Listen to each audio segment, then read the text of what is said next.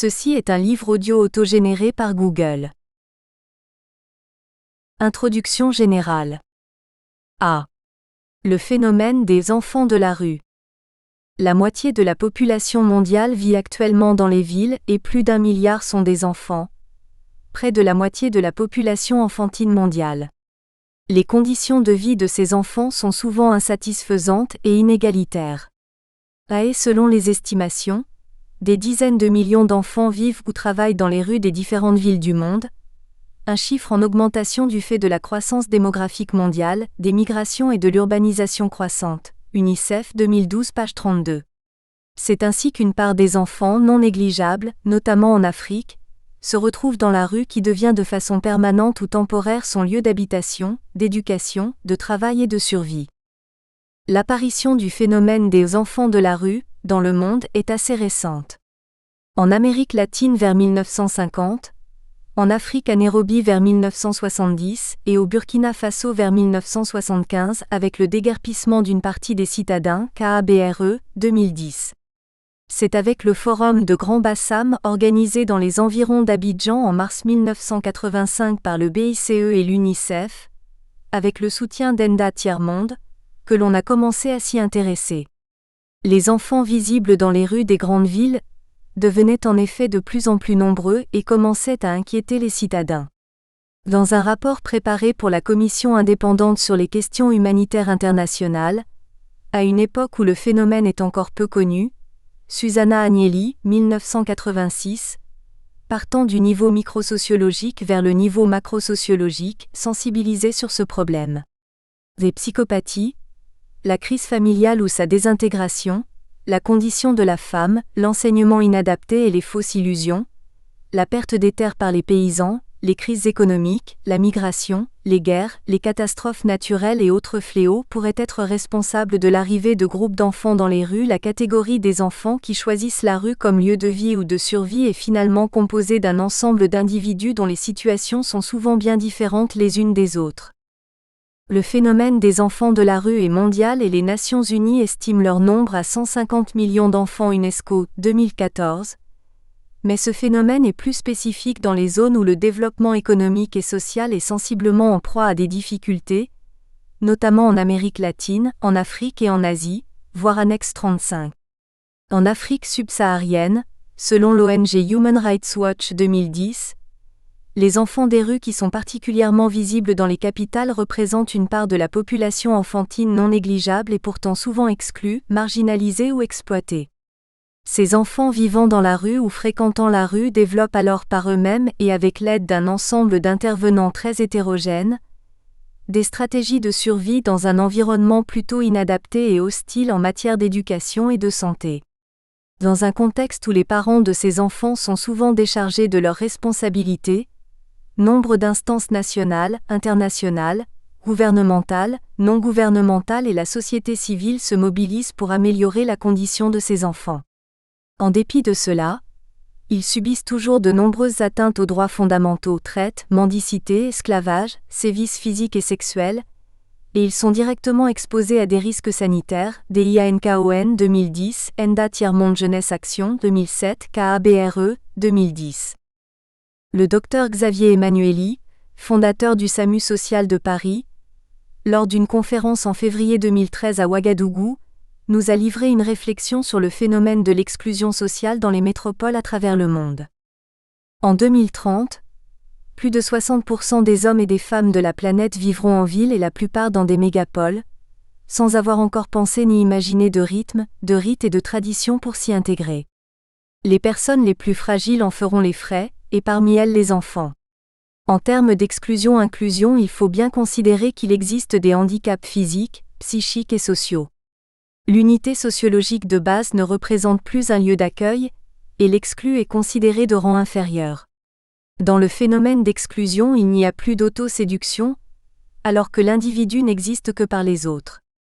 Il n'y a pas de précaution dans l'exclusion. Il n'y a plus de famille, plus de référents, plus de copains. Alors les enfants partout reconstituent une famille pour se protéger selon le principe du groupe avec un chef. L'enfant passe par 4 phases, agression, dépression, fatalité-liberté et abandon à l'exclusion.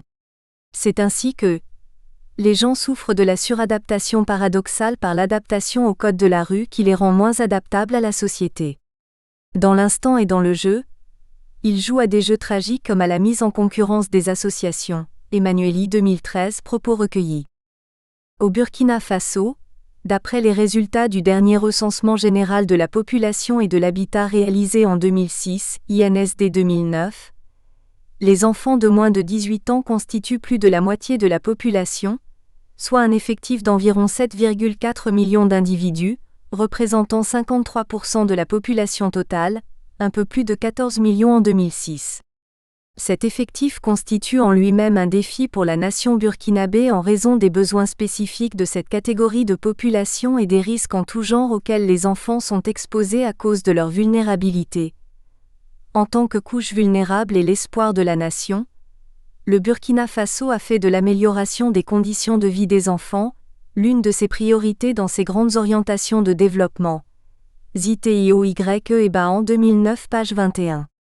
Selon le registre journalier des services de l'action sociale de 2011, la proportion des enfants vulnérables, c'est-à-dire le rapport entre les enfants vulnérables identifiés et la population de moins de 18 ans, s'élève à 18,1 pour 10 000 enfants et la proportion des enfants vulnérables pris en charge serait de 44,4% en 2011. DEP 2012, page 26.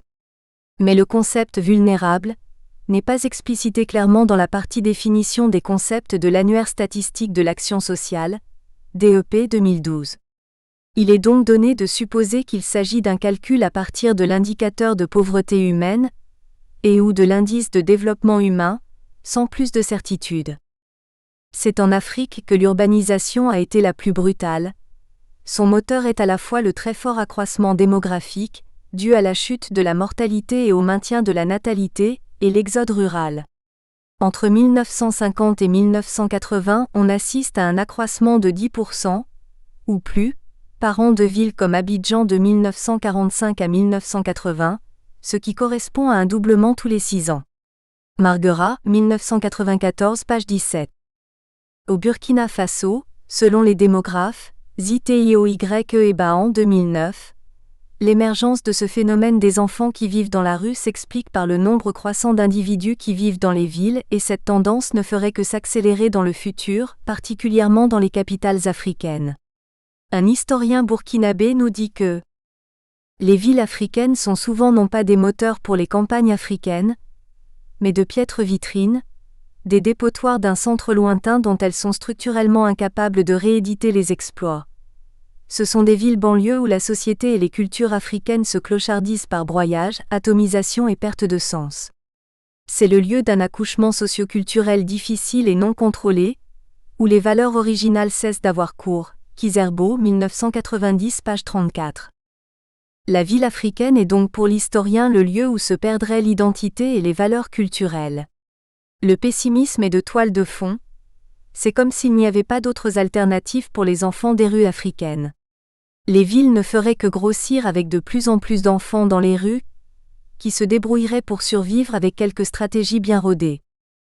En 1986, au Burkina Faso, la direction de la réinsertion sociale, qui venait d'être créée, a procédé à un premier recensement de 1300 enfants et jeunes de la rue à Ouagadougou, puis en 1990 avec la première enquête publiée intitulée « Les enfants et jeunes des rues », la face visible d'un iceberg. Ce sont 2250 enfants et jeunes recensés dont 2169 déclarent avoir un domicile contre 81 sans domicile, 79 burkinabés et 2 étrangers, 80 garçons et une fille.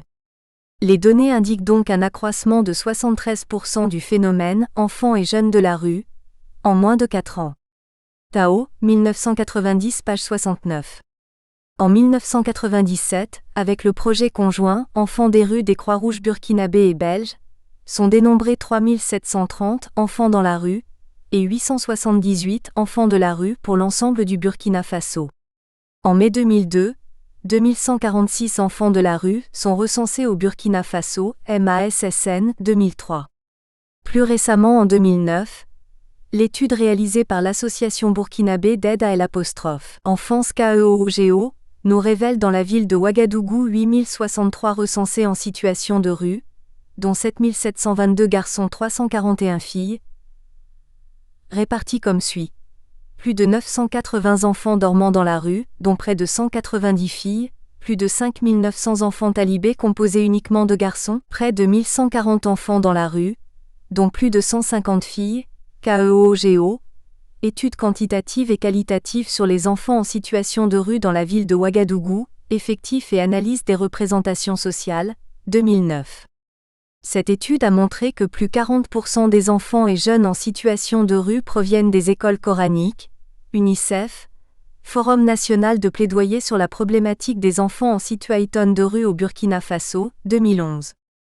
Il n'existait pas jusque-là de recensement fiable à l'échelle nationale pour les enfants en situation de vie dans la rue car les méthodes de collecte de données n'étaient pas cohérentes.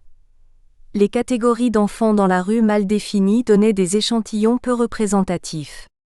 En 2010, avec le dernier recensement effectué sur les 49 communes urbaines du Burkina par le MASSN, nous disposons de données sociodémographiques intéressantes. Les enfants en situation de rue interrogés âgés de moins de 18 ans sont répartis en deux catégories. Les enfants vivant dans la rue, qui y dorment, et les enfants dans la rue, visibles la journée.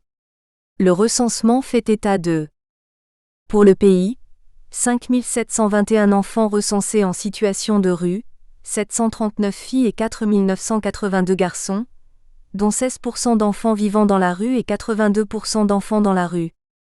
Pour la ville de Ouagadougou, 1396 enfants recensés en situation de rue, 232 filles et 1164 garçons, dont 400 enfants vivant dans la rue, 5 filles et 395 garçons, et 973 enfants dans la rue, 217 filles et 756 garçons, et 20 non précisés 10 filles et 13 garçons.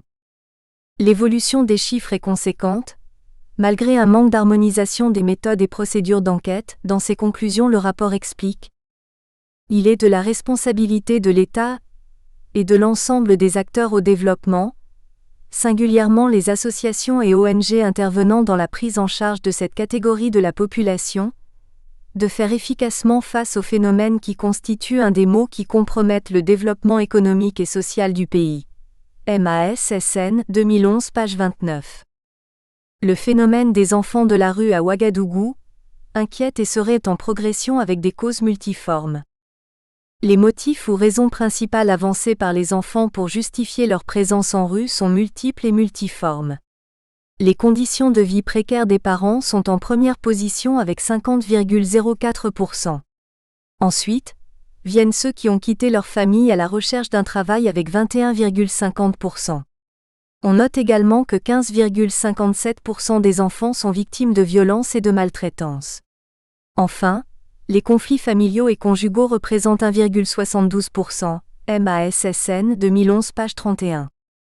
Les enfants vivant dans la rue adopteraient ce mode de vie par besoin. Ils chercheraient des moyens de subsistance. Ils y vivraient donc, soit de petits boulots, de la mendicité ou du vol. Ce qui ne leur laisserait plus de temps pour les études et la formation. B. Des concepts parfois réducteurs pour les enfants défavorisés. Un effort de clarification des catégories pertinentes a permis de mieux cerner la pluralité des situations concrètes que beaucoup d'intervenants, et en particulier les pouvoirs publics et les organisations internationales, ont souvent tendance à regrouper en de grandes dénominations fourre-tout comme enfants en situation difficile ou extrêmement difficile. Le programme d'éducation des enfants en situation difficile de l'UNESCO, qui s'insère dans le cadre de l'accès à l'éducation des enfants les plus démunis, met l'accent sur les enfants de la rue, enfants travailleurs, en ces termes. Pour des raisons d'approche théorique ou pratique, analyse de situation ou intervention humanitaire, une typologie plus claire s'élabore peu à peu qui distingue les enfants de, dans ou à la rue, et précise les relations qui existent entre l'enfant et sa famille, la société, la justice et l'ordre public, ainsi que le type d'aide à lui apporter. Du point de vue éducationnel, ces enfants qui, tout en ayant l'âge d'être à l'école primaire ou secondaire, restent en dehors de toute institution sociale, éducative ou de réinsertion. Ils échappent ainsi, tout ou en partie au contrôle social normalement prévu pour les enfants de leur âge. Ce sont en majorité des garçons, les filles cherchant souvent la discrétion et étant donc invisibles, âgés de 5 à 18 ans selon l'âge de l'émancipation qui est variable suivant les pays. Ils maintiennent des liens divers avec leur famille, certains restent en contact, d'autres ont rompu toute relation ou sont en conflit ouvert avec elle. Leur cadre de vie est la ville, ses rues, ses terrains vagues, ses gares, ports, parkings, hôtels, supermarchés, ou les ruelles qui traversent les quartiers pauvres des bidonvilles. Polysémique, le concept de rue recouvre ici tous ces lieux de survie ou non-lieux, où les enfants vivent en permanence ou à temps partiel, le jour ou la nuit. UNESCO et Breda 2005 page 3.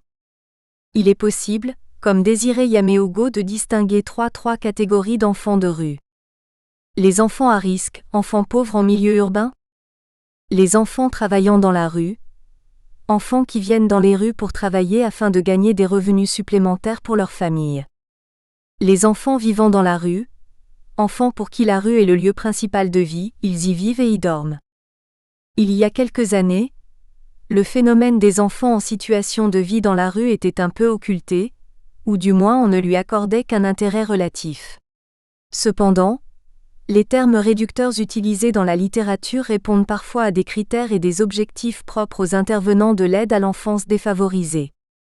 En demandant aux Baco-Romans de définir le terme, il leur a semblé à tous que la question était absurde tant la réponse était évidente. Sans exception, ils m'ont répondu qu'est Baco-Roman toute personne dormant dans la rue, sans distinction d'âge, de sexe, de temps passé dans la rue ou même de permanence dans la rue. Ainsi, le Baco-Roman type s'avérerait être de sexe masculin, avoir entre 12 et 22 ans et avoir développé un système de survie, où toutes les sources de gains sont bonnes à prendre mais sans véritable projet d'avenir. Champy 2011 pp 54 am 56. Le terme enfant de la rue, souvent encore employé dans la littérature ou banalisé, est révélateur puisque la rue n'a pas d'enfants, mais la rue est devenue en quelque sorte la demeure et la source de moyens d'existence de certains enfants. Somme 2004. Les enfants sont dans la rue de façon provisoire, même quand ils ont choisi délibérément d'y être. Les enfants de la rue y trouvent refuge et donc la rue est devenue leur foyer durant le temps où ils y séjournent. Les liens qu'ils tissent avec cet environnement social particulier leur confèrent un statut particulier qui peut s'assimiler à une prise en charge par un réseau social qui peut se comparer à un remplacement ou une substitution partielle ou totale de la structure familiale ou scolaire. Marguerat, 2000. En outre, différents auteurs indignés précisent qu'aucun enfant n'appartient à la rue, chaque enfant appartient à une famille. Yaméogo 2011, Badini et Zougmore 2004. La revue Carmonde Vaincre l'exclusion, en 2004, intitulait son numéro 189 « La rue n'a pas d'enfants » et insistait pour un accompagnement des enfants et de leurs familles par les structures. Dans l'article « Comment aider les parents ?» Zougmore nous dit qu'il faut que les éducateurs aident les parents, page 33. Ahmad Badini affirme que la famille doit continuer à jouer un rôle central dans l'éducation des enfants et a son mot à dire dans tout ce qui concerne ceux-ci, page 34. Dire que la rue n'a pas d'enfants ne résout pas le problème, et ne fait que déplacer l'objet de la recherche. Lorsque nous parlons d'enfants de la rue, il s'agit bien d'enfants qui ne sont plus encadrés par leurs parents et qui ont choisi cet espace pour y vivre et y survivre. La rue ne les a pas engendrés, mais la rue contribue inévitablement à leur éducation lorsqu'ils y séjournent. Néanmoins, l'appellation « enfant de la rue » peut être péjorative. Fabio Dallape, 1996, examine le terme « street children » en montrant qu'il est offensif, inadéquat et donne une image biaisée du problème. Il conduit à se focaliser sur un aspect plus visible des difficultés des enfants, qui n'est pas nécessairement celui qui mérite le plus d'attention. Le terme est offensif parce qu'il stigmatise l'expérience de l'enfant autour de la délinquance, la drogue et la prostitution. Il laisse également entendre que les enfants doivent être réhabilités, et fait l'impasse sur une analyse critique de la société qui produit ce phénomène. Il distingue alors plusieurs catégories d'enfants: enfants abandonnés, enfants qui vivent dans la rue mais ont une famille, enfants travailleurs non scolarisés, enfants travailleurs dans des conditions de grande précarité. Il montre comment la majorité des enfants en circonstances difficiles ne sont pas rendus visibles par les catégorisations de l'UNICEF de l'époque. Pour être opératoires, les typologies doivent en fait s'appuyer sur la prise en compte simultanée de plusieurs variables, les unes spatiales, espace public ou privé, monde économique ou domestique, centre ou périphérie, les autres sociales, le plus ou moins grand éloignement par rapport aux normes qu'édicte chaque société quant à ce qui est perçu ou non comme bon pour ses enfants. Ces écarts à la norme aboutissent à des processus soit d'exclusion, soit à l'inverse, de surinsertion, quand l'enfant est contraint d'occuper des fonctions normalement dévolues aux seuls adultes, ouvriers, prostituées, domestiques, soldats, tueurs à gages, etc. C'est ici que se trouvent tous les enfants obligés de travailler aux divers petits métiers de la rue pour apporter leur contribution aux ressources insuffisantes de leur famille. Les enfants dans la rue, selon la terminologie communément admise.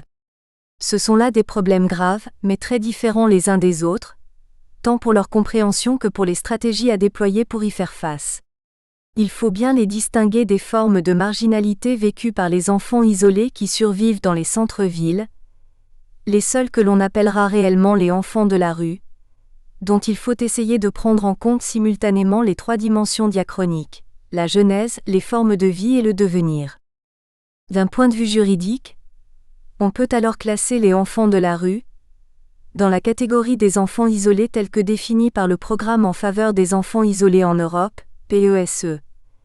Les enfants isolés sont des enfants de moins de 18 ans en dehors de leur pays d'origine et n'ayant pas de parents ou tuteurs pour les protéger. DIANKON 2010 page 21. En effet, dans la rue, en théorie, ils peuvent être considérés comme de jeunes enfants ou mineurs isolés migrants qui ne dépendent plus d'un État ni d'un adulte, du Vivier 2012, mais en réalité, leur situation est bien plus complexe et mérite une analyse sociologique approfondie. La différenciation ainsi obtenue n'aide pas à une compréhension du phénomène, mais seulement à le mettre en lumière. Partant de là pour mener une étude particulière, le chercheur peut tout simplement réduire une catégorie d'individus en fonction des besoins, des aléas et des contraintes de son propre travail de terrain. Il a été aisé de constater, lors d'une pré-enquête simple, que la catégorie des enfants qui vivent dans la rue est difficile à appréhender parce que leurs parcours de vie sont différents.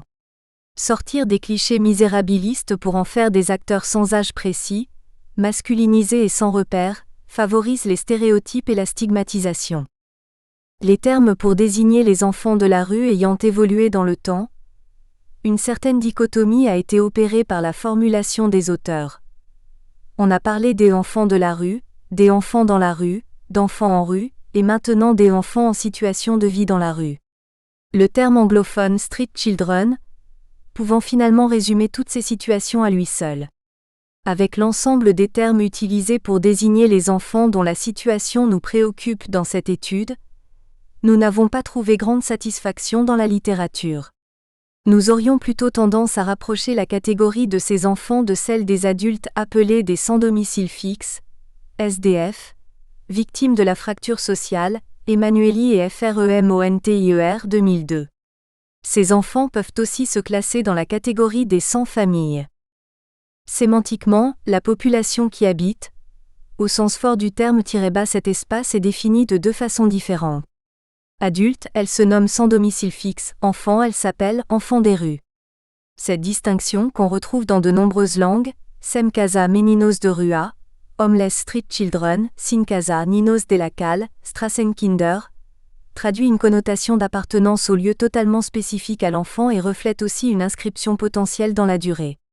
Inversement, l'adulte est caractérisé comme ayant perdu un statut, celui de possesseur de domicile, dans une perspective transitoire. L'appartenance à la rue apparaît presque acceptable pour l'enfant, intolérable pour l'adulte. Le premier peut y apprendre des choses, le second ne peut qu'y perdre sa dignité. La société qualifiante n'offre à l'adulte d'autre solution que de s'échapper de la rue, pour intégrer au plus vite un domicile, s'insérer. Toute alternative serait errance. Dans la construction des significations de ces termes, et en suivant la classification proposée par Étienne Leroy, la rue de l'enfant apparaît comme un milieu plus négocié ou susceptible de l'être que la rue de l'adulte qui lui est imposée. Tessier 1995 page 24. Les intervenants de structures locales au Burkina Faso utilisent actuellement l'expression « enfant en situation de vie dans la rue ».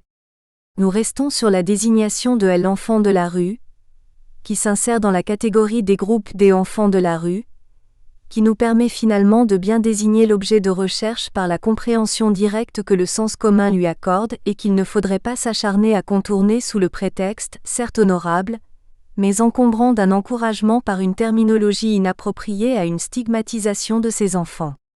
D'où le titre de notre communication qui ne nécessite plus de guillemets, puisque la catégorie d'enfants est ainsi bien identifiée, en particulier par tous les professionnels de l'aide à l'enfance. Les enfants, filles et garçons, qui vivent dans la rue, dits enfants de la rue, s'y trouvent malgré les dispositions prises par les familles, par l'État et par les intervenants des structures de prise en charge publiques ou privées. La rue dématérialisée prend une valeur intemporelle car elle s'offre à ces enfants comme espace de vie et de survie, au même titre que la ville, le village ou la maison.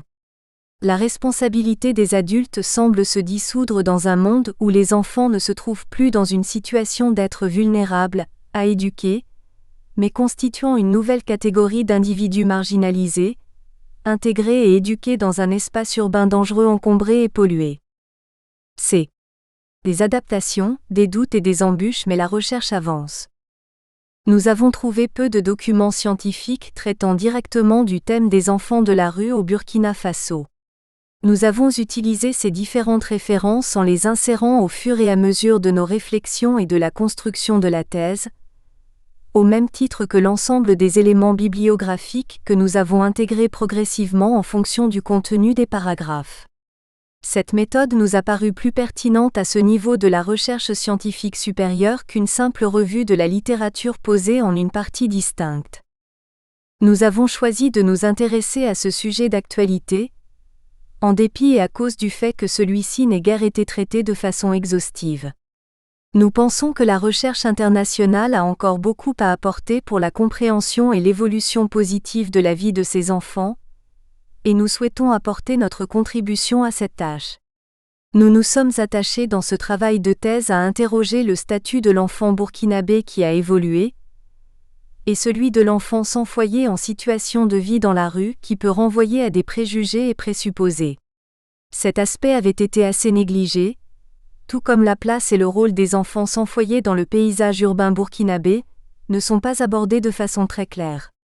Leur marginalisation commence même par les études qui les présentent, lorsque les concepts utilisés qui les caractérisent ne sont pas suffisamment explicités ou définis. Le tâtonnement se légitime par la difficulté du thème, qui n'est pas encore assez documenté en sociologie.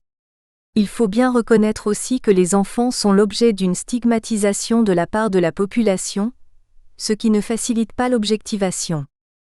L'analyse des données relatives au recensement des enfants en situation de rue dans les 49 communes urbaines du Burkina Faso permet d'affirmer que le phénomène croît de plus en plus dans le temps et dans l'espace.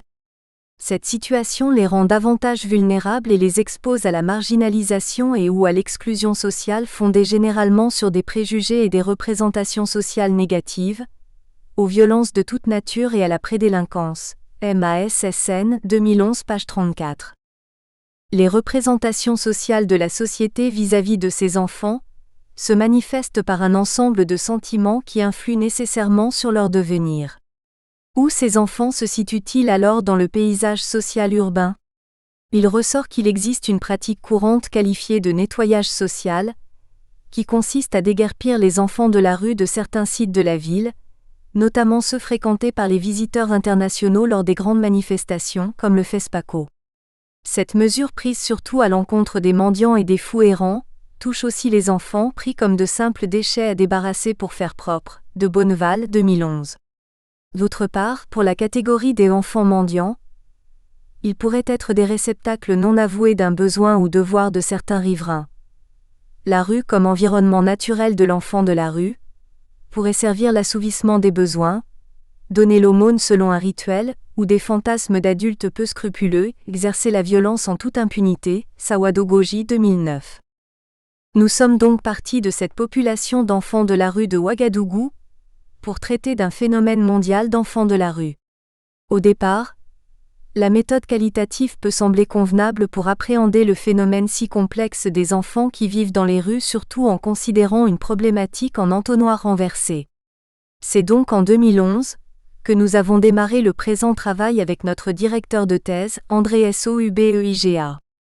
La période de septembre à décembre 2012 a consisté à se documenter de façon plus approfondie sur le sujet pour l'étoffer et l'affiner. Nous avons fréquenté assidûment les centres de documentation, ainsi que divers documents sur Internet et rencontré quelques interlocuteurs. Les récits de vie relatés dans la documentation sont nombreux, principalement avec les ouvrages qui ont utilisé les méthodes d'investigation allouées à l'anthropologie ou à l'ethnologie qui cumulent des biographies. Analyser un cumul d'observations, de récits de vie et de témoignages pour réaliser une étude sociologique ne nous suffisait pas. Interroger des enfants dans la rue, une population marginalisée, comporte certains risques que des nombreux anthropologues ou intervenants de structures ont pu décrire et les enfants ne se prêtent pas très facilement au jeu. Le chercheur qui souhaite recueillir des informations précises auprès de lui peut tout simplement ne recueillir que des faits anecdotiques vrais ou falsifiés en se livrant à des observations participantes durant des périodes insuffisantes de présence en rue. Il faut aussi considérer qu'il est impossible, à moins d'être un enfant de la rue, de prétendre avoir vécu leur expérience et de les comprendre. Cette population d'enfants est très mobile, évolue très vite. Elle a la particularité d'être instable et propice à la délinquance car vivant dans un environnement agressif. Le travail de description anthropologique demande donc certaines précautions. Quand il s'agit de surcroît de pratiquer une enquête quantitative, il convient alors de contourner certains obstacles. Nous avions dès le départ l'intention d'élaborer un questionnaire destiné aux enfants de la rue, mais sans intention de nous rendre directement nous-mêmes dans la rue pour l'administrer aux enfants. Nous avions projeté de nous rendre au sein de structures d'accueil avec l'aide d'étudiants burkinabés expérimentés et parlant les langues locales, comme des étudiants sociologues burkinabés l'avaient fait avant nous pour leur mémoire de maîtrise en sociologie à l'université de Ouagadougou, GIR 2009, KABRE 2010, KASIENGA 2010, Sawadogo H 2007, Somme 2004. En effet, approcher les enfants de la rue pour les questionner demande une formation d'éducateur spécialisé et prétendre venir leur parler en ami, risquer de ne pas avoir trop d'impact sur une recherche scientifique. Les enfants peuvent rejeter cette approche où le chercheur peut être trop impliqué. Ainsi, une fiabilité médiocre de résultats qui pourrait être obtenue au prix d'une expérience dangereuse pour notre sécurité annulait pour nous d'office toute tentative d'une démarche de proximité étroite dans la rue avec les enfants. La distance relative nous a paru la plus judicieuse pour préserver notre intégrité physique et notre rigueur intellectuelle et scientifique. En dehors d'émotions trop fortes, nous avons pu jouer ce jeu d'immersion-distanciation car nous vivons en permanence à Ouagadougou qui est donc notre théâtre quotidien de vie et d'échange avec cette population. Puis l'enquête de terrain s'est bien déroulée avec des aléas surmontés par une énergie canalisée qui nous a permis de bien organiser nos rencontres en un temps relativement court, y consacrant notre plein temps. La participation aux enquêtes des animateurs de l'AJERFS s'est révélée le moteur de notre travail de thèse. En septembre 2013, nous avons commencé la phase de dépouillement et d'analyse des données. Après avoir pu mettre un peu d'ordre dans le travail et une première tentative de traitement des données, nous avons dû renoncer à des logiciels performants comme SAS ou SPSS car trop chers, et avons finalement gardé notre vieux PC HP Pavillon en le rafraîchissant avec les versions Microsoft Office 2007, puis 2013, puis par une auto-remise à niveau pour le traitement des données. Nous avons réalisé en outre tout le travail de recherche Internet et de rédaction, seul sur notre machine personnelle qui nous a suivis partout mais surtout à notre domicile, puisque n'ayant pas de structure d'attache et ne bénéficiant d'aucun financement pour cette thèse et le laboratoire de sociologie n'étant pas encore opérationnel, faute de local à cette époque. Les affres du thésard qui nous font passer d'un état d'euphorie à celui de lassitude devant un travail interminable, LHERETE, 2011. Une liberté totale certes, mais qui nous a restreints parfois dans nos objectifs quantitatifs ou des déplacements hors de Ouagadougou que nous aurions aimé organiser notamment pour retrouver les parents des enfants. Une autre embûche pour les déplacements, la sécurité. La situation grave au Mali, Bozonais, 2014, les enlèvements dans la sous-région de ressortissants français et un climat sociopolitique tendu au Burkina Faso impliquaient une prudence qui a été de rigueur. D. Plan de la thèse. Ce travail de thèse, est rédigé de façon équilibrée en 3 parties comportant chacune 3 chapitres, avec des annexes présentées en fin de document et comportant des renvois automatiquement à l'intérieur du corps du texte. Dans une première partie, nous présentons le cadre d'études théoriques et méthodologiques et le contexte de l'étude, en insistant plus particulièrement sur une analyse critique des différentes institutions scolaires, laïques ou privées. Dans la deuxième partie, nous nous attachons à définir le groupe des enfants de la rue dans la catégorie sociale de l'enfance à travers les institutions que sont la famille, l'école au sens large puis en contexte burkinabé en focalisant notre analyse sur certaines pratiques de la mobilité enfantine et en décrivant la vie des enfants de la rue exclus du système socio-éducatif. La troisième partie présente une analyse sociologique de l'intégration de l'enfant de la rue, à travers une vision globale du monde du développement, qui conditionne les politiques d'aide à l'enfance et pousse l'enfant vers un mode de socialisation dans la rue et favorise la stigmatisation. Première partie, cadre d'étude des enfants de la rue. S'adresser à une catégorie sociale d'enfants comporte certains risques qu'il ne faut pas occulter. Il s'agit au départ de choisir le statut de l'enfant, avant toute investigation, c'est-à-dire considérera-t-on durant l'étude que l'enfant se situe dans une classe sociale définie uniquement par son âge en tant qu'individu, ou bien est-il dans une classe sociale à part, une minorité. Ce choix de départ conditionne l'orientation de la recherche et de surcroît les résultats. La réalisation d'une thèse de doctorat en sociologie au département des sciences humaines de l'université de Ouagadougou représente un défi. Nous sommes parmi les pionniers de ce 3e cycle.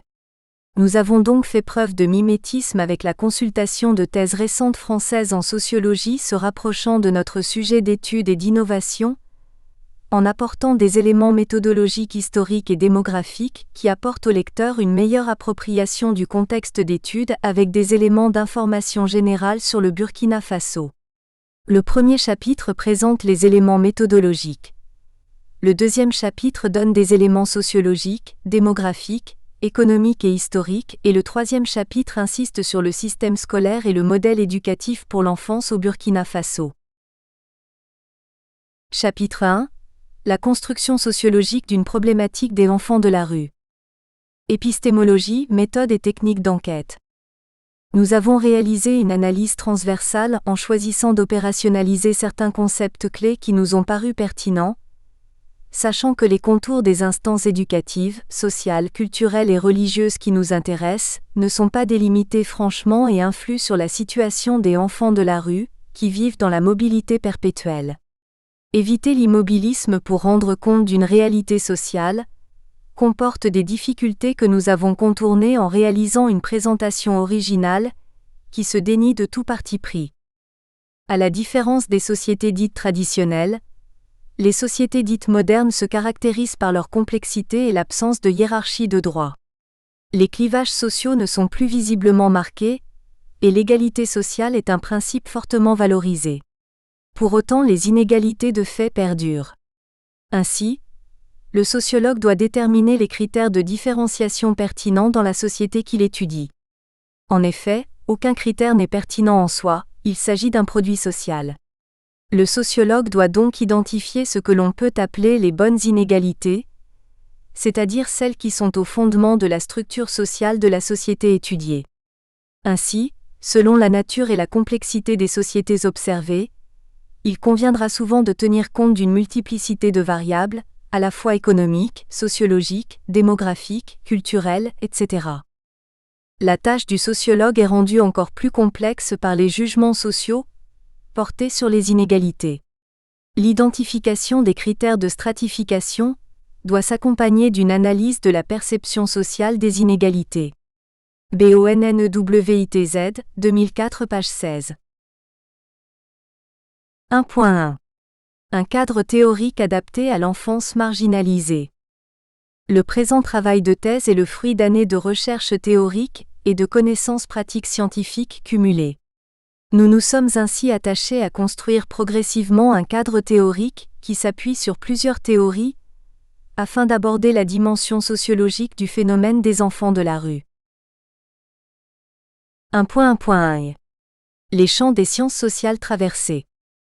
Le choix d'étudier une population d'enfants de la rue et d'en faire un sujet de thèse de doctorat de sociologie ne s'est pas fait au hasard. Il part d'une réalité sociale que nous avons côtoyée depuis de nombreuses années et à laquelle nous sommes particulièrement sensibles. Cependant, il ne s'agit pas d'une observation directe participante telle que décrite dans les guides d'enquête de terrain destinés aux ethnologues, Copan 2011.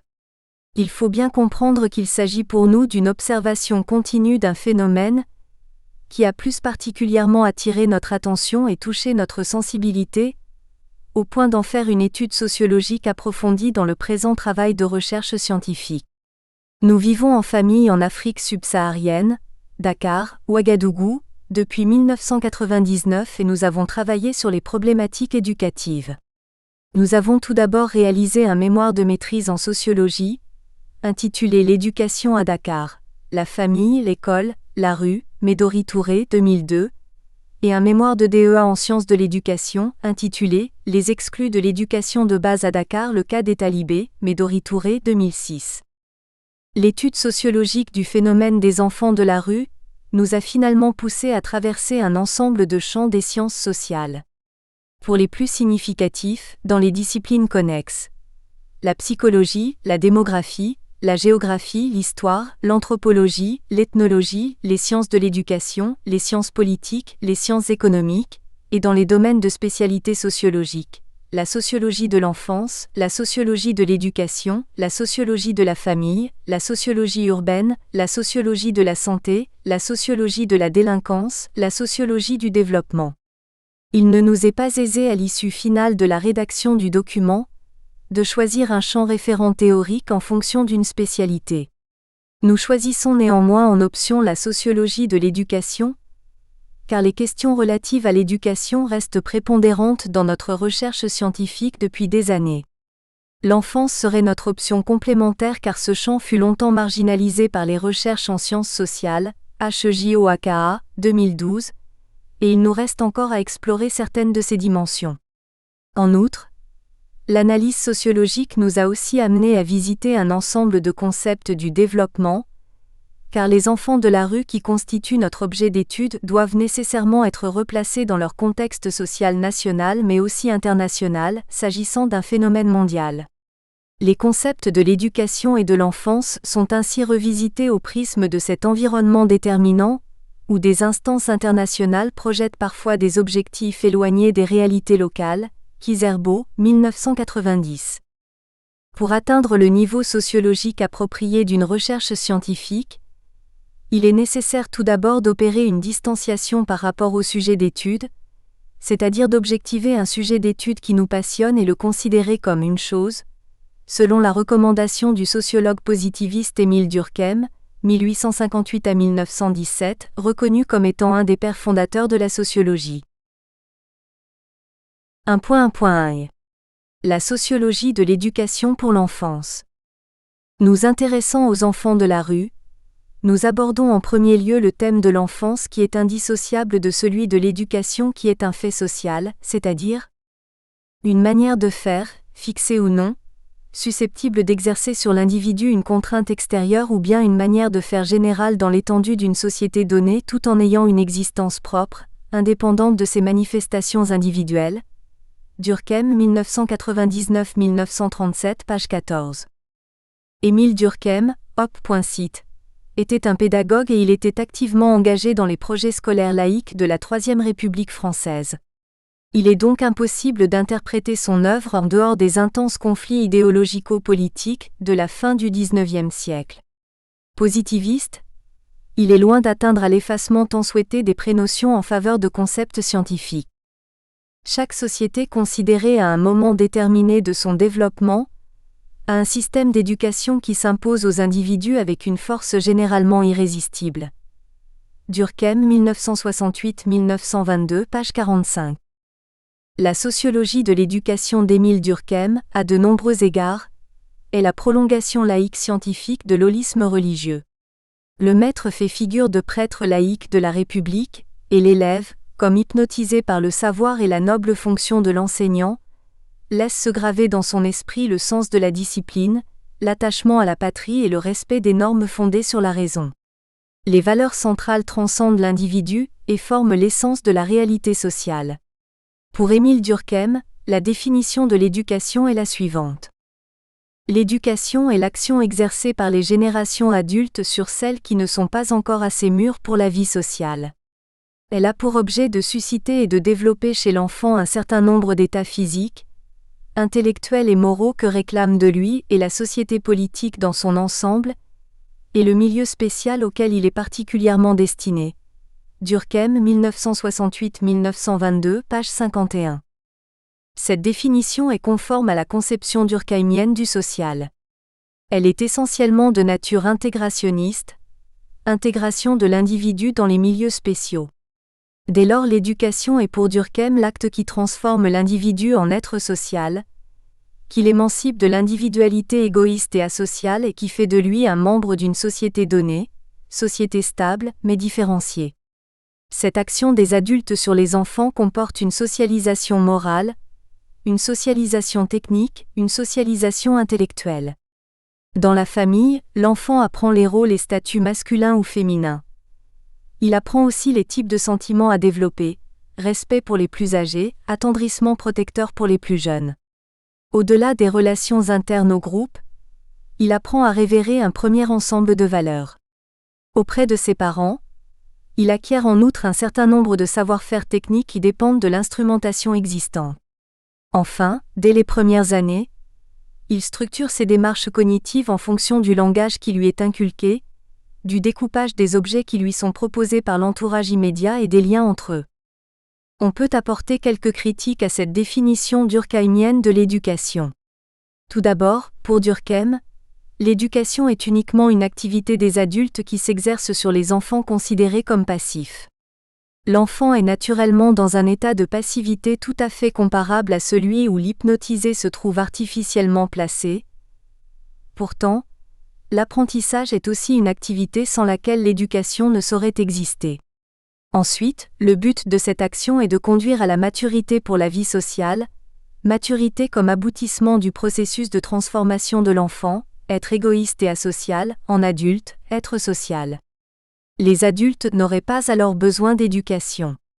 Cette conception unidimensionnelle est loin de la réalité car l'éducation a un caractère social, puisque son contenu n'est pas le résultat d'un arbitraire individuel mais d'une exigence sociale. De plus, l'individu ne naît pas avec des états innés, mais c'est la société qui les valorise et ces états modèlent l'homme dans son intégralité, d'où leur acquisition est le seul moyen pour l'individu de s'intégrer dans la société globale et dans le milieu spécial qui va le recevoir en fonction de ses aptitudes. L'éducation reflète donc le caractère fondamental et essentiel de la société, à savoir l'homogénéité et l'hétérogénéité, PETITAT 1999. Mais parce que l'hétérogénéité s'inscrit dans une problématique d'intégration, la division de la société en classes et les conflits qui caractérisent cette division sont occultés par cette approche.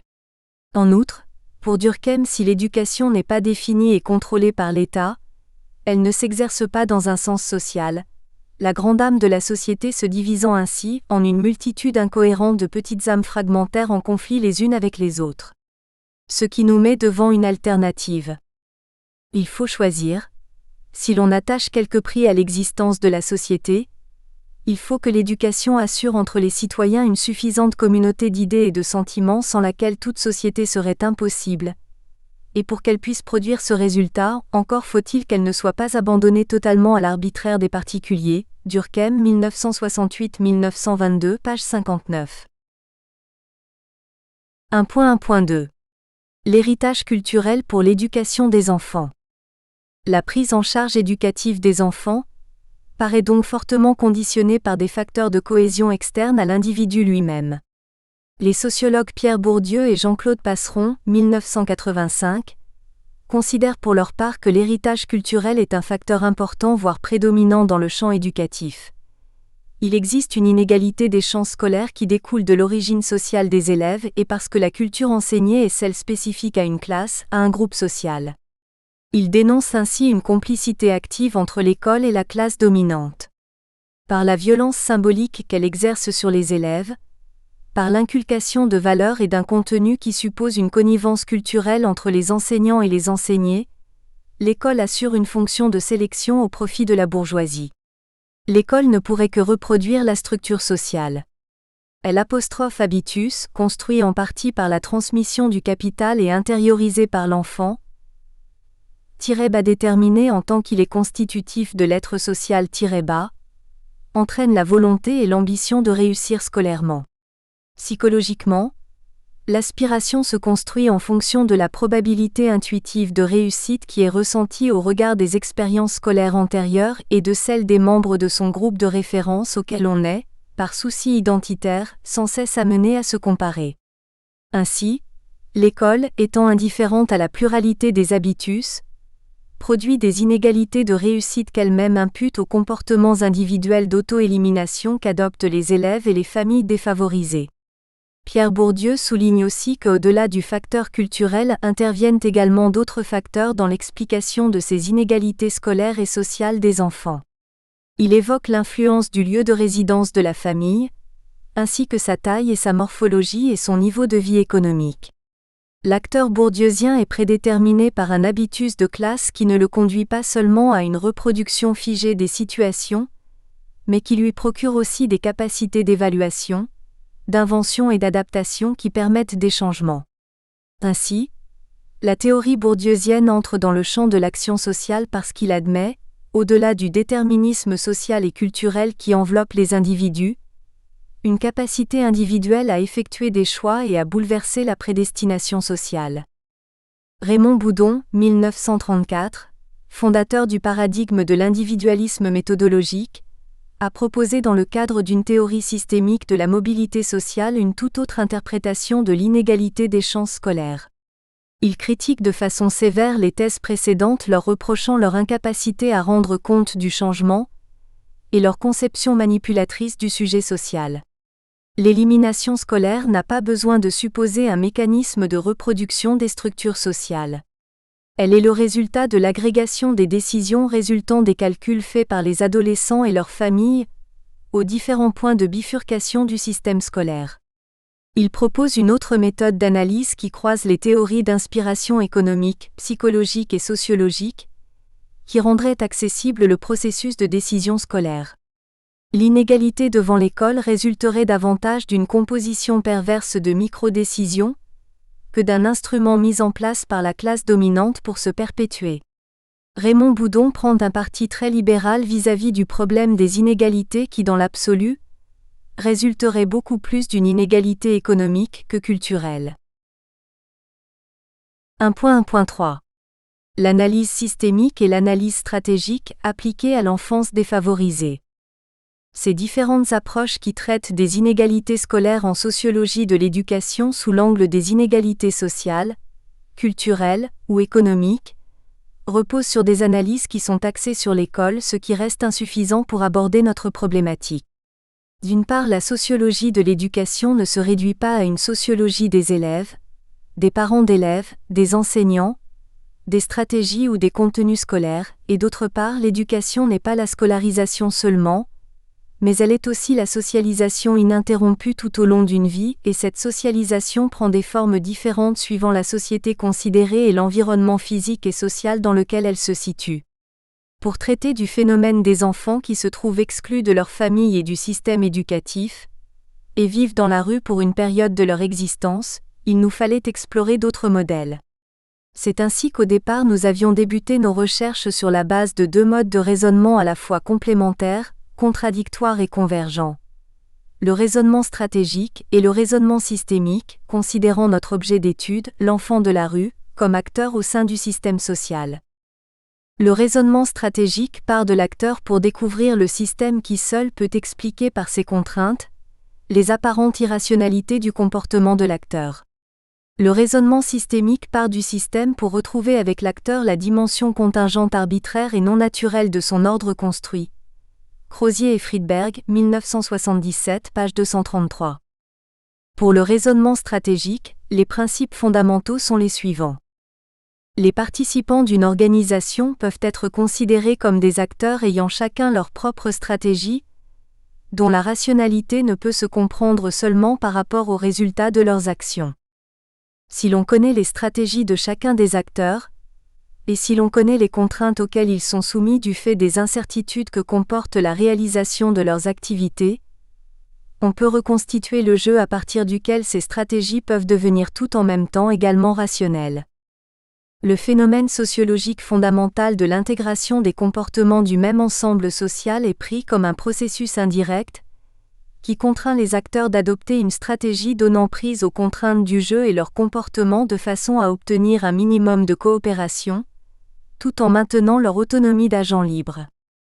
Le concept d'acteur est effectivement souvent utilisé par les professionnels de l'enfance défavorisée, partant que l'enfant intervient lui-même dans le processus du cours de sa vie. Dans le jeu des acteurs au sein du système enfant-rue, structure d'accueil, famille, il joue effectivement un rôle et crée un équilibre. Mais il existe un dysfonctionnement de taille qui rend inopérante la théorie appliquée à l'individu enfant, et d'autant plus à l'individu quand il est enfant de la rue, c'est-à-dire un acteur exclu du système familial et éducatif. L'acquisition du pouvoir qui est un enjeu du système d'action concret et la maîtrise de la zone d'incertitude ne s'applique pas à la catégorie des enfants à moins de ne plus considérer ces êtres vulnérables comme des enfants. Les enfants des rues de Ouagadougou, même s'ils semblent avoir des vertus de super-humains, sont plutôt des survivants. Considérer leur prise de décision individuelle comme capitale dans leur avenir alors que leur éducation a été juste ébauchée, souvent bâclée, reviendrait à les placer au-dessus des règles de subordination qui les dominent dans la société. Nous nous sommes donc intéressés à d'autres théories. 1.1.4 Le fonctionnalisme et l'interactionnisme appliqués à l'enfance. Le modèle du fonctionnalisme nous a grandement servi pour l'étude du phénomène des enfants de la rue. Bronislaw Malinowski, 1998-1922, en étudiant la Kula au sein des sociétés trobriandaises, avait inauguré la recherche de terrain autour de ce que Marcel Mauss, 1997-1950, qualifiera plus tard de phénomène social total, implique un positionnement subjectif du chercheur pour l'étude d'un phénomène par de L'. Observation approfondie, mais avec une nécessaire distanciation par un repli fréquent sur le monde scientifique des théories et des concepts pour objectiver. Suivant cette théorie, les phénomènes sociaux agissent les uns sur les autres autour de ce que l'on appelle l'unité fonctionnelle, qui est l'équilibre général de la société ou de la culture, équilibre né du fonctionnement dans ce sens de chacun de ces éléments constitutifs. Chaque élément a une fonction et contribue à l'équilibre de l'ensemble de la totalité. Tous les aspects aussi bien sociaux que culturels ou psychologiques se trouvent liés les uns aux autres et constituent une totalité, telle qu'aucun d'entre eux ne peut être compris sans être rattaché aux autres et à la totalité elle-même. Le statut des individus, que leur confère leur rôle au sein de la société, se définit comme dépendant de facteurs multiples imbriqués les uns aux autres en interrelation. Selon l'anthropologue américain Ralph Linton, 1977-1945, en anthropologie psychologique, il s'agit d'étudier l'individu dans son rapport à la structure sociale, et à travers elle, dans son rapport avec la culture de la société. Le statut se définit comme la place qu'un individu occupe dans un système donné, à un moment donné. Il relève donc de la structure sociale. Le terme de rôle désigne l'ensemble des modèles culturels associés à un statut donné.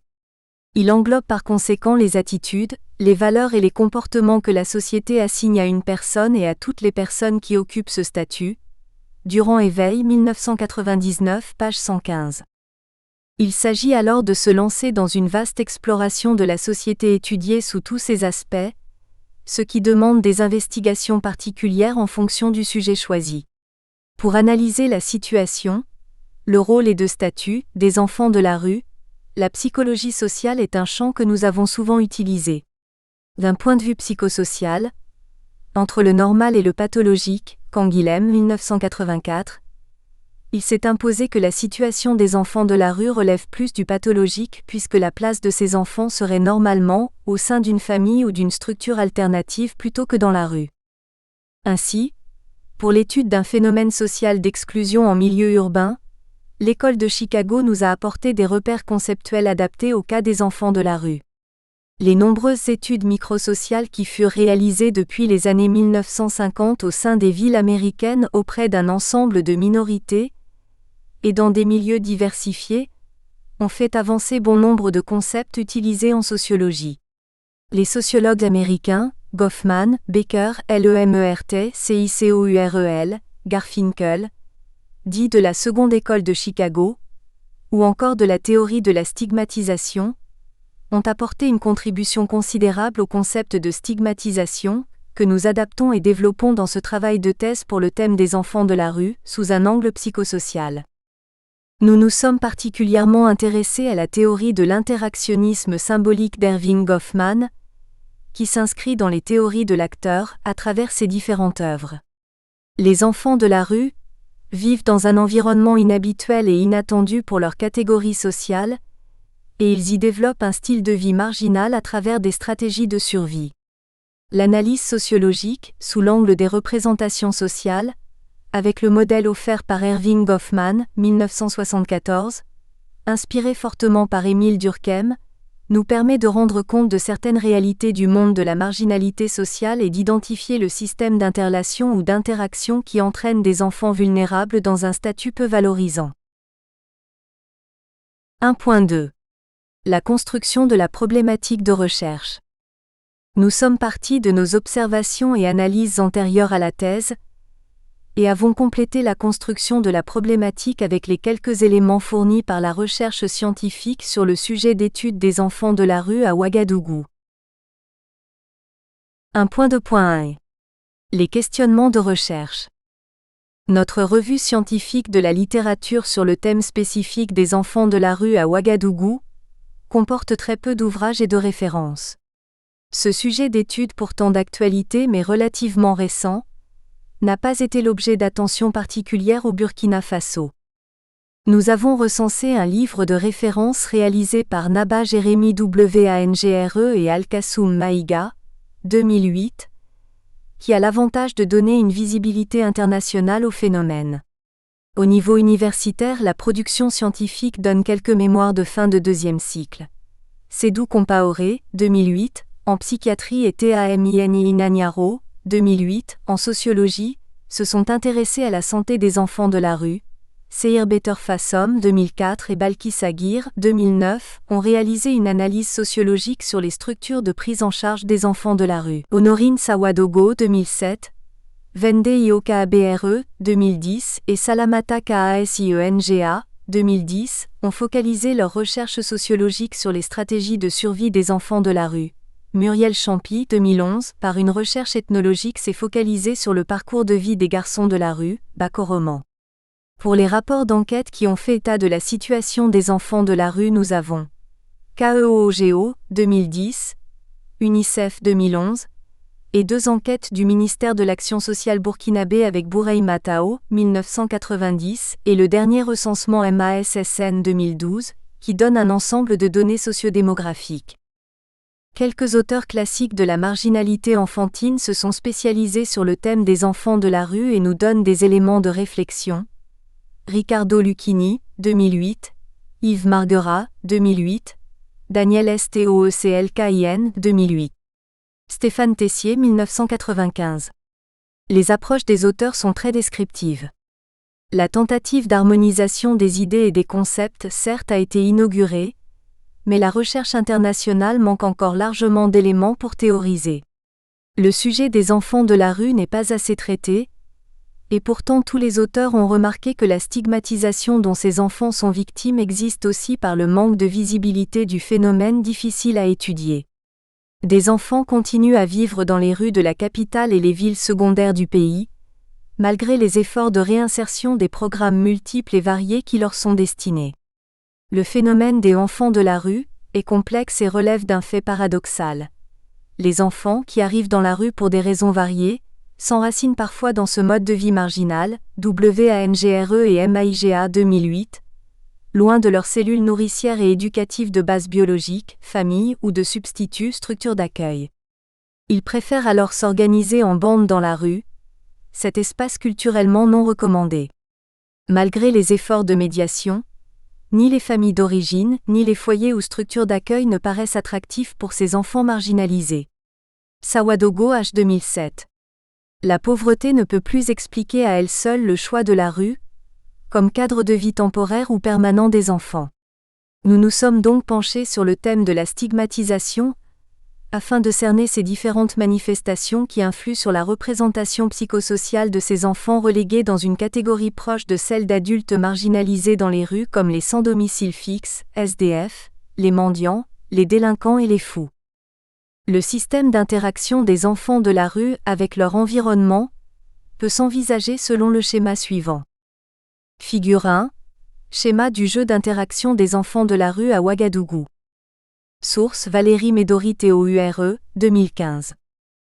Les enfants qui sont au cœur de la problématique se regroupent dans la rue et constituent des groupes d'enfants de la rue. Ils interagissent avec leur milieu d'origine, la société civile et les structures d'accueil publiques et privées. L'interprétation du système de relations dans lequel évoluent les groupes d'enfants pour cette étude prend en compte 3 niveaux. La relation enfant de la rue famille, la relation enfant de la rue structure d'accueil, la relation enfant de la rue société civile. Ce qui rend l'interprétation de ce système difficile et ambigu, c'est justement la position de l'enfant qui est dans le système social, alors que tout indique qu'il en est exclu. Dans la rue, les enfants développent des stratégies de survie, et certains enfants enclins à un enracinement dans cette vie s'acheminent vers une carrière de la rue, ce qui est largement décrit par la littérature et relayé par la presse humanitaire. Malgré les actions en faveur des enfants de la rue, des résultats plutôt médiocres des différentes politiques d'insertion nationale ou privée nous ont amenés à diriger nos investigations sur le système des représentations sociales. Pour ces enfants qui vivent dans l'exclusion et la vulnérabilité, le thème de la stigmatisation a été abordé succinctement mais peu exploré. L'étude des représentations sociales en sociologie dans nos sociétés actuelles proches ou lointaines est pourtant d'un enjeu capital, Morin 2004. Nous avons ainsi choisi de nous pencher plus spécifiquement sur ce thème de la stigmatisation des enfants de la rue, qui représente la pierre angulaire sur laquelle repose l'édifice de notre thèse. Nous nous appuyons alors sur le postulat de départ qui envisage que les effets de la stigmatisation sont déterminants sur le devenir de ces enfants en termes d'éducation, de socialisation et de mobilité sociale, statut de rôle. La problématique principale de notre recherche sociologique se définit autour de la question-problème suivante. La stigmatisation des enfants de la rue à Ouagadougou freine-t-elle leur insertion sociale ? Il s'agit de comprendre comment se manifeste cette stigmatisation en premier lieu, et ensuite d'évaluer son impact sur la vie de l'enfant de la rue. Les enfants qui vivent dans la rue sont en interaction entre eux, avec leur famille, avec les habitants de la ville et avec les structures de prise en charge.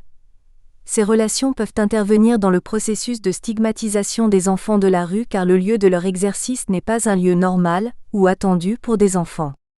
La rue reconstitue une identité à l'enfant en dehors des normes sociales habituelles. Nous avons donc voulu interroger les manifestations de la stigmatisation qui interviennent sur le comportement et la perception de l'enfant dans la rue, à travers la sous-question suivante. Les stratégies de survie développées par les enfants de la rue à Ouagadougou favorisent-elles leur stigmatisation ?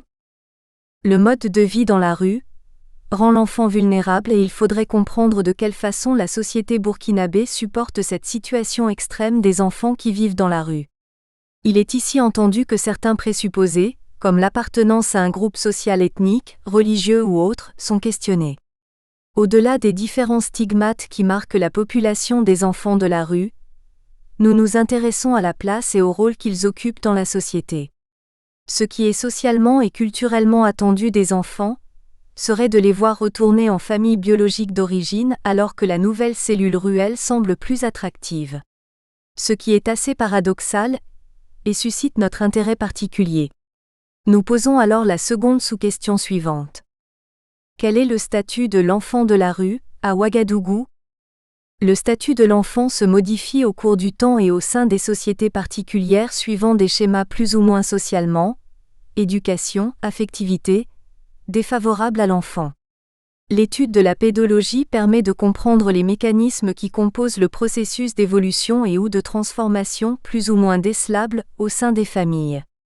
Pour les situations de marginalité enfantine qui conduisent parfois dans la rue, se pencher sur le jeu des relations sociales devient indispensable pour analyser le phénomène d'exclusion. 1.2.2. Des objectifs de recherche focalisés sur les conditions de vie des enfants burkinabés défavorisés. Notre recherche sociologique sur le phénomène des enfants de la rue à Ouagadougou a comme objectif général de participer à la connaissance du thème de la stigmatisation des enfants défavorisés en milieu urbain. La problématique des enfants de la rue est d'une importance capitale mondiale et loin d'être résolue puisque les enfants arrivent dans les rues toujours en nombre important malgré des actions multiples et variées en leur faveur. La pauvreté ou les pratiques sociales inadéquates ou détournées, ne pouvant être invoquées comme seul moteur de ce phénomène, nous avons choisi le concept de la stigmatisation pour une meilleure appréhension d'un phénomène qui perturbe non seulement une catégorie d'individus vulnérables, mais l'équilibre de la société dont ils font partie. Les enfants de la rue constituent une portion d'acteurs de l'environnement urbain. À ce titre, ils peuvent modifier comme subir cet environnement lors des interactions. C'est un aspect non négligeable que nous nous proposons de développer dans cette étude. L'inclusion sociale des enfants frappés d'exclusion méritant tout l'intérêt des politiques éducatives, ne peut se faire sans une vision éclairée par des recherches en sciences sociales. Les politiques sont prises au sens général, c'est-à-dire comme l'ensemble des stratégies et des moyens mobilisés par les pouvoirs publics et la société civile à l'endroit des enfants de la rue. La politique globale du Burkina Faso s'insère dans le cadre des objectifs de la stratégie de croissance accélérée et de développement durable, SCADD, adoptée pour la période 2011 à 2015, qui tire ses fondements de la vision Burkina 2025, comme une nation solidaire, de progrès et de justice qui consolide son respect sur la scène internationale. Sa vision à l'horizon 2015 est intitulée ainsi « Le Burkina Faso, une économie productive qui accélère la croissance, augmente le niveau de vie, améliore et préserve le cadre et le milieu de vie, au moyen d'une gouvernance avisée et performante, MEF 2011. » On se focalise sur des priorités de croissance économique et des aspirations à une meilleure qualité de vie de la population et des actions qui ont l'ambition d'améliorer le maintien des enfants à l'école. Cela ne pourrait se faire sans une meilleure compréhension des groupes d'enfants vulnérables identifiés. Nous nous intéressons plus particulièrement à la dimension encore peu explorée de la stigmatisation des enfants de la rue, car nous pensons que leurs conditions de vie et leur avenir sont tributaires principalement du regard que l'on porte sur eux, et de leur estime de soi. Ainsi, notre analyse sociologique poursuit les objectifs spécifiques de recherche scientifique suivants. Mesurer les effets de la stigmatisation des enfants de la rue et son impact sur le processus d'exclusion sociale malgré les efforts des politiques d'insertion sociale mises en œuvre. Décrire les différentes formes et niveaux où se caractérise la stigmatisation des enfants en situation de vie dans la rue à Ouagadougou. Identifier les mutations et les changements liés au statut de l'enfant, révélateurs de profondes crises. La stigmatisation banalisée des enfants de la rue à Ouagadougou serait une forme de discrimination négative d'une catégorie d'enfants burkinabés. Chercher à mieux se connaître et à se comprendre mutuellement, pour les populations au niveau local et international, a comme enjeu de tendre à s'accepter et à vivre dans la paix. 1.2.3. L'hypothèse d'une insertion socio-éducative et familiale, freinée par la stigmatisation pour des enfants de la rue. Face à l'échec ou aux résultats médiocres des différentes politiques d'insertion des enfants de la rue, il fallait identifier des variables et des indicateurs intervenant dans la spirale infernale de vie de ces enfants qui oscillent entre les familles, les patrons parfois esclavagistes, les centres d'accueil et la rue. Les enfants qui arrivent dans la rue et y vivent sont confrontés à un ensemble de situations nouvelles et ainsi, ils développent des stratégies de survie au sein de groupes d'enfants plutôt hétérogènes, KABRE, 2010. Leur capacité de résilience par rapport à un milieu hostile et inadapté pour l'éducation est digne d'intérêt et suggère un très grand respect vu leur âge. Marguerat, 2000-2003, Lucchini, 1999. Néanmoins, leur statut n'est pas confortable étant donné l'ampleur de la décrépitude sociale qui les caractérise avec son cortège de maux tels la délinquance et l'exclusion. TCS, 1998, Baker, 1985. Ainsi, trouvant des voies et moyens pour s'extirper de situations insupportables qu'ils vivaient en famille ou pour plus de liberté, Ils apprennent dans la rue un nouveau mode de vie qui risque de les enfermer, de les étiqueter. Goffman 1975. Les enfants sont ainsi exposés à certaines pratiques du monde de la rue et de son univers, et la stigmatisation qui les touche se révèle à travers différentes dimensions. Ils vont être stigmatisés par une bonne partie de la population constituée par les riverains, par leur propre famille, par les intervenants de l'aide à l'enfance et même par leurs pairs, WANGRE et MAIGA 2008. Le problème de la stigmatisation des enfants de la rue se situerait à plusieurs niveaux, et nous proposons d'en mesurer les effets. Cette stigmatisation peut se dévoiler au niveau social, culturel et politique à travers un ensemble d'interactions Crozier et Friedberg, 1977, d'attitudes, de comportements Goffman 1973 et d'habitus Bourdieu, Chamboredon et Sperluette-Passeron 1968. Il est supposé que l'enfant, malgré sa position inconfortable, remplit une fonction et s'insère dans le schéma de la société globale en faisant référence au fonctionnalisme. C'est ainsi que le parcours de vie schématisé de ces quelques enfants de la rue pourrait devenir quelque chose de normal, avec un afflux croissant d'enfants et de jeunes dans cette catégorie stigmatique d'enfants de la rue, en perpétuel mouvement migratoire, dans l'instabilité physique, économique et sociale. Notre hypothèse principale est la suivante. La stigmatisation des enfants de la rue freine leur insertion sociale.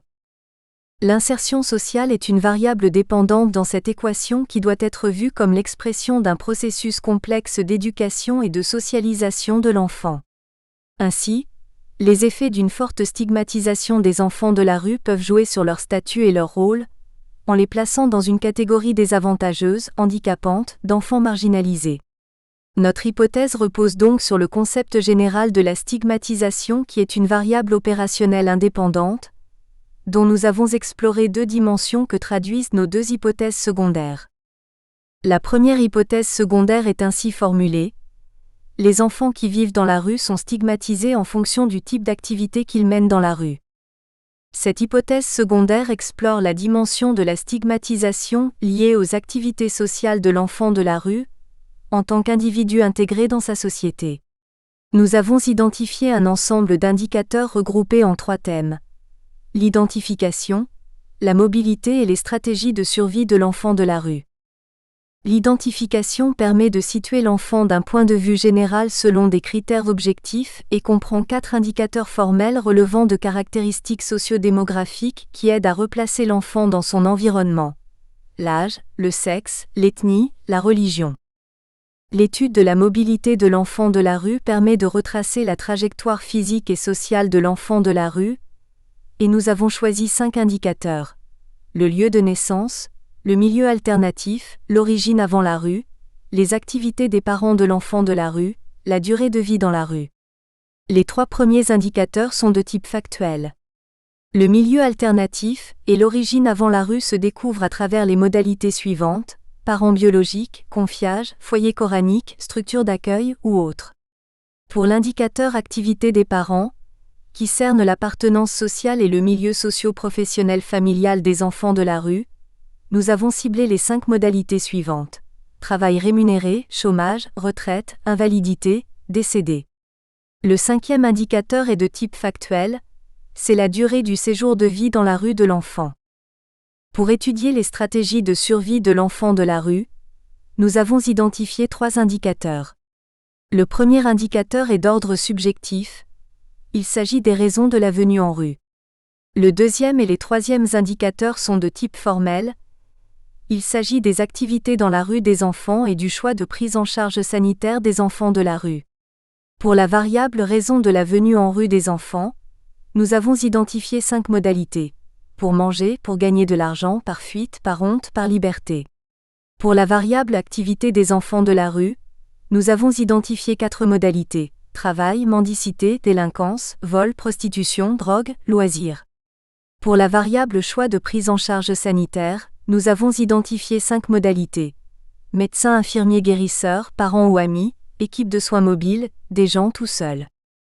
Une description des différentes activités quotidiennes de ces enfants aide à mieux les comprendre et à cerner les contours d'un ensemble de conséquences qui contribuent à placer les enfants de la rue dans une situation de marginaux. Pour les enfants de la rue, ces activités peuvent être des réponses offertes par le milieu de la rue, pour la satisfaction de certains besoins.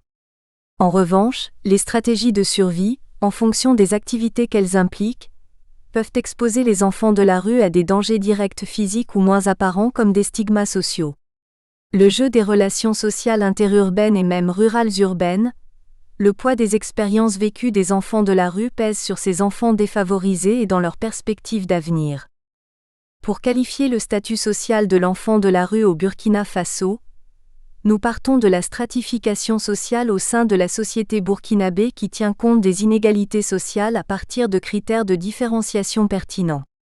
Les enfants représentent une part de la population particulièrement vulnérable dans les pays dits sous-développés, et il faudrait se départir de tout jugement de valeur porté sur les inégalités, BONNEWITZ, 2004. Ainsi, en considérant exclusivement la période de vie dans la rue de ces enfants blancs, les autres périodes de vie n'étant ici pas prises en compte, nous avons posé une seconde hypothèse secondaire qui répond à la seconde question problème. Est l'enfant de la rue, stigmatisé à un statut social d'exclu du système social éducatif? Cette hypothèse explore la dimension de la stigmatisation liée à la représentation sociale de l'enfant de la rue, en tant qu'individu exclu du système social éducatif car il n'est plus éduqué en famille et il n'est pas scolarisé. Afin de mesurer le niveau d'exclusion lié à la stigmatisation, nous avons identifié un ensemble d'indicateurs regroupés en deux thèmes, le type d'insertion sociale et le ressenti de la stigmatisation. Pour étudier le type d'insertion sociale de l'enfant de la rue qui s'intègre dans un système enfant-rue qui lui est destiné, nous avons identifié 3 indicateurs. Le premier indicateur est d'ordre factuel. Il s'agit du type de fréquentation des centres d'accueil par les enfants puisque ces établissements sont dédiés aux enfants de la rue. Le deuxième et le troisième sont d'ordre subjectif. Il s'agit du ressenti de l'enfant et des autres quant au mode de vie dans la rue et du sentiment de peur. Pour la variable type de fréquentation des centres d'accueil, nous avons identifié 6 modalités.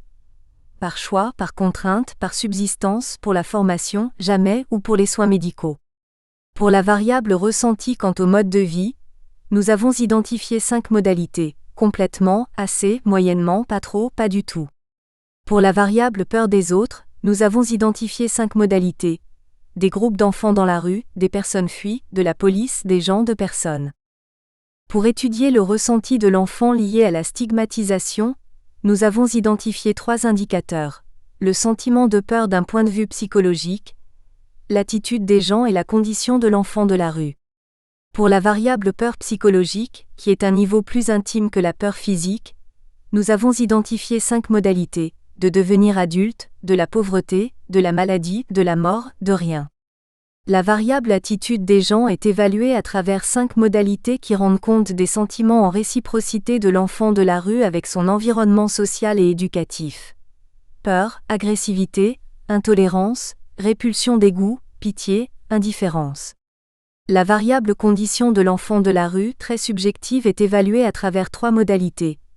Injuste, triste, rien à y faire, normal, doit changer, ne sait pas.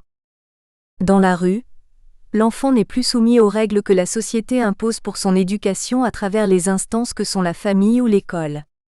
En dehors de cette période de vie dans la rue, il est bien sûr admis qu'il retrouve son statut précédent ou en endosse un nouveau par le principe de la mobilité ou de la fluidité sociale, sauf en cas d'immobilité sociale. La place attendue de l'enfant au sein des différentes institutions de prise en charge, dans le cas de l'enfant de la rue, se résout ici à une situation paradoxale qui le fait entrer dans une catégorie marginale habituellement dévolue aux adultes. Le rôle de l'enfant de la rue au sein du système social et la représentation que la société et lui-même confèrent à ce rôle sont des indicateurs qui permettent de mesurer la qualité de son insertion sociale et de mieux évaluer la nature et l'impact de la stigmatisation sociale.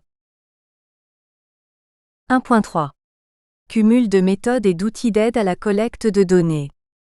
Après avoir tâtonné en questionnant longuement la littérature et des professionnels des sciences humaines sur l'épistémologie des méthodes en sociologie, nous avons finalement opté pour un cumul de méthodes dites qualitatives et quantitatives. 1.3.1. Les méthodes cumulées qualitatives et quantitatives. Pour amener un cadre théorique adéquat, nous avons procédé à un ensemble d'étapes.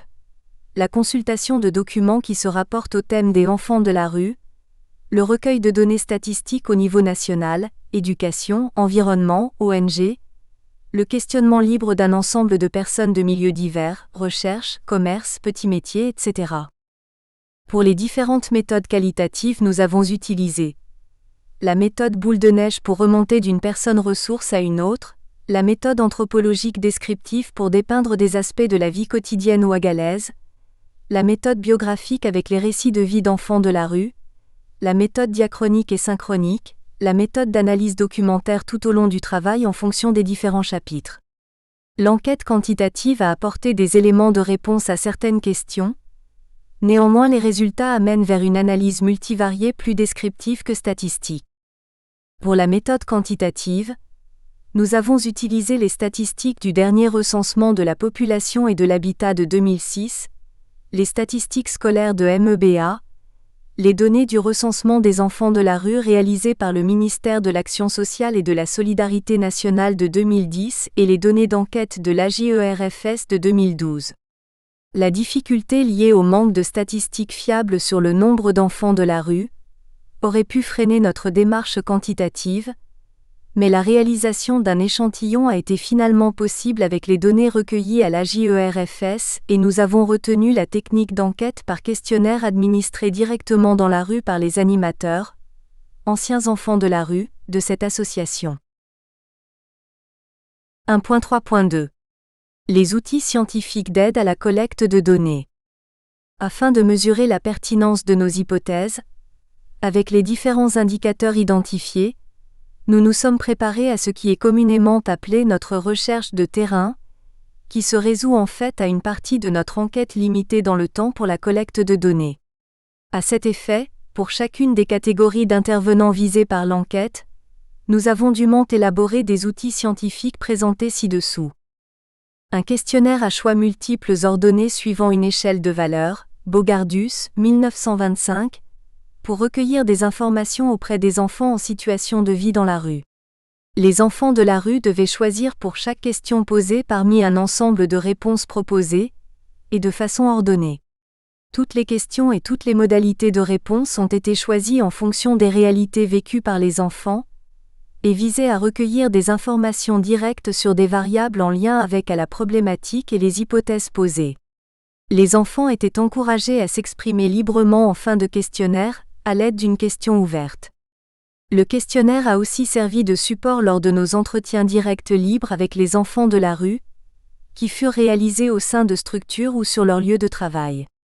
Les enfants répondent volontiers au questionnaire, et ce fut une manière de les mettre en confiance en leur expliquant que des enfants de la rue y avaient déjà répondu.